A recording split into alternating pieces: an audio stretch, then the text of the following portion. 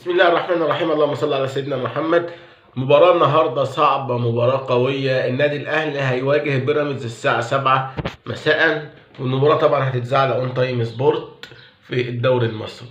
النادي الأهلي عنده غيابات كتير وعنده إصابات كتير طبعا بعد رحيل كهربا وبيرسي تاو وديانج وأحمد عبد القادر وإصابة وسام أبو علي وإصابة طاهر محمد طاهر. بصراحة فريق كامل غايب عن النادي الاهلي، في حين ان بيراميدز عنده سكواد قوي جدا. يمكن السكواد بتاع بيراميدز اتقل واقوى سكواد في مصر، واقوى كمان من الاهلي واقوى من الزمالك.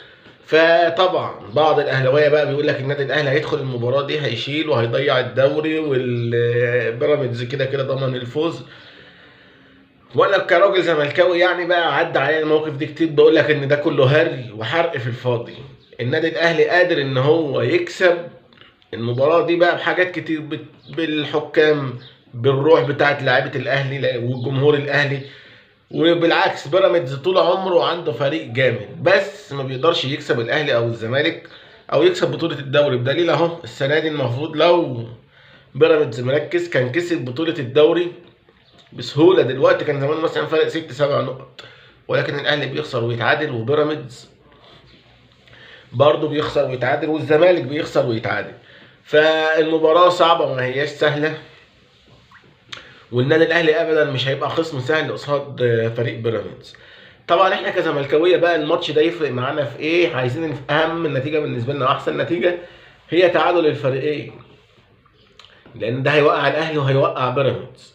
صحيح ان الزمالك برضو كده ضيع الصدارة منه وصعب جدا ينافس، ولكن انا شايف ان افضل نتيجة بالنسبة لنا هي تعادل الفريقين، لان الفريقين منافسين لينا. النادي الاهلي دي فرصه بقى للاعيبه اللي موجوده انها تثبت نفسها وانها قد التحدي، وان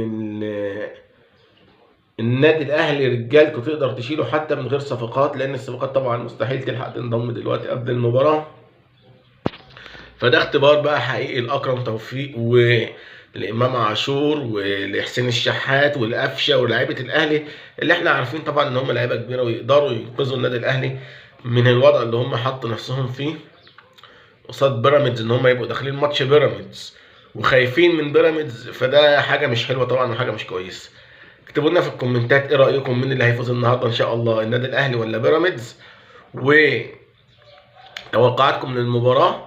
وان شاء الله تكون مباراه قويه ومباراه جميله تشرف الكره المصريه بين فريقين كبار جدا، النادي الاهلي وفريق بيراميدز. بشكركم وبشكر كل الناس اللي اشتركت معنا في القناه واللي بيشيروا فيديوهاتنا ويدعمونا باللايك. والى اللقاء في مزيد من الفيديوهات على قناتكم يوميات زملكاوي. باي باي.